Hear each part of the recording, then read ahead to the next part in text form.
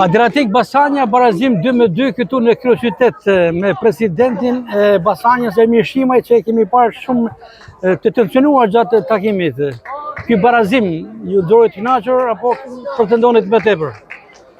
Jo, nuk më nxori të kënaqur dhe nuk e pranoj as pak si rezultat. Do të thonë ndonë se ne kishim 3-4 mungese të rëndësishme, por prap ndeshja ishte për të fituar dhe duhej fitu. Por kur luan përballë një skuadër kundërshtar dhe përballë ke edhe 3 arbitrat dhe pastaj gjithçka bëhet shumë e vështirë. Edhe kështu që barazimi ishte rezultati i arbitrimit dhe jo i fushës së lojës. Megjithatë, pjesa e dytë ishte mjaft cilësore për Basanjën, për shpirtin e garës, ka tregon se kjo skuadër ka forca.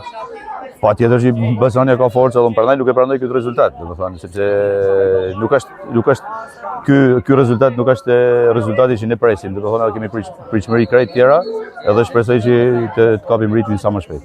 Albert Mina, protagonisti i kësaj ndeshje me 2 gola, njëri më bukur se tjetri. Më vjen mirë për Bertin sepse realisht kena pas nevojë që të zhbllokohet. Kena pas nevojë që të zhbllokohet edhe arritimi 2 gol shumë bukur, domethënë edhe besoj se ishin të 2 golat ishin merit kryesisht e tij. Domethënë sakrifikoi deri në fund, deri në sekondat e fundit edhe jam i kënaqur për këtë pjesë. Kjo Basanja po ecë me ritmin që ju kërkoni, pra jeni i kënaqur për javë të para të kampionatit? Besojmë se nuk kemi bërë keq. Përjashton ndeshjen e sotme, tash që domethënë besoj se u penalizuam padrejtisht, por ky është futbolli, çfarë të them. Keni në bankinë një trajner me shumë emra, si Haxhi Osmanović, si është bashkëpunimi, i kënaqur për kontributin e tij? Sigurisht, domethënë unë e vlerësoj shumë Dërish Haxhi Osmanovićin edhe jo vetëm unë, por vlerëson gjithë skuadrat, domethënë edhe nuk ke çfarë komenton më gjatë për të, domethënë është një figurë që ka respektin, gjon respektin e gjithë skuadrës, kështu që edhe për ne domethënë vlen shumë kontributi i tij që po jep te Basanja dhe shpresoj që edhe ai të mbetet i kënaqur në vazhdim me lojë dhe me rezultate dhe gjithçka të ecin mirë. Sot kishit 3 mungesa, po ndoshta dhe si rezultati i fushës, po duke qenë se ka një lajm i cili përflitet se do të bëhet fusha pikërisht në zonë Bushatit.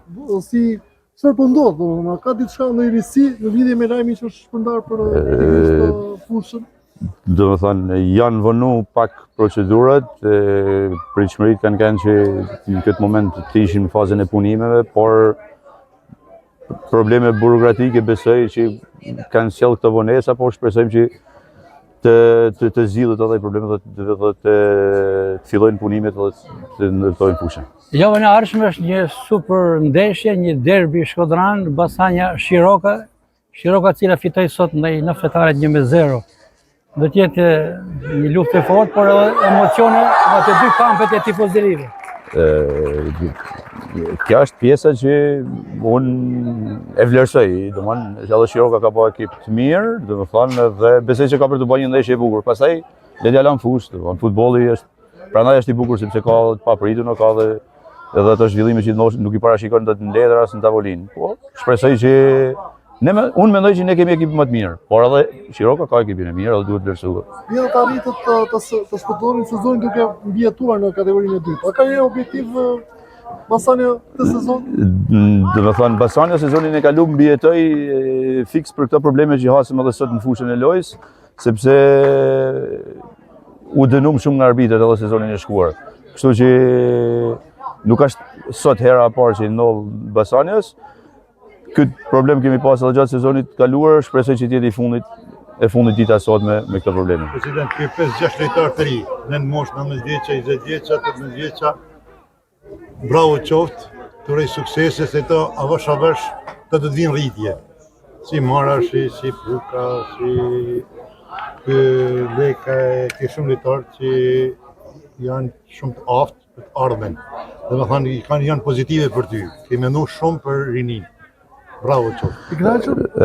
Dhe me thënë, i kënaqur jam për një aspekt, sepse i patëm objektiv vetes që Basanja do të jetë një ekip pothuajse totalisht me djem të ri të zonës dhe të Shkodrës dhe këtë gjë kemi arritur, domethënë besoj se jemi ekipi me më pak lojtarë të huaj në skuadër sa askush tjetër dhe kështu që kemi dhënë gjithë hapësinën e duhur djemve të ri të zonës dhe të Shkodrës, pra se kur flas për zonën flas edhe për Shkodrën, sigurisht pritshmëritë janë më të mëdha, sepse në Shqipëri në Ollgji 19-20 vjeç konsiderohet i ri, po 19-20 vjeç duhet me kanë atë maksimumin e tij dhe unë pres shumë më shumë prej tyre. Kështu që shpresoj që të kapin ritmin edhe të rriten edhe ata. Ne ja u kemi dhënë mundësinë. Pastaj është çështja e tyre se sa do ta shfrytëzojnë këtë mundësi. Faleminderit, suksese. Faleminderit të gjithëve ju që na ndoqët në këtë ndeshje dhe për pasqyrimin në vazhdimsi të Basanjas. Ju faleminderit gjithëve.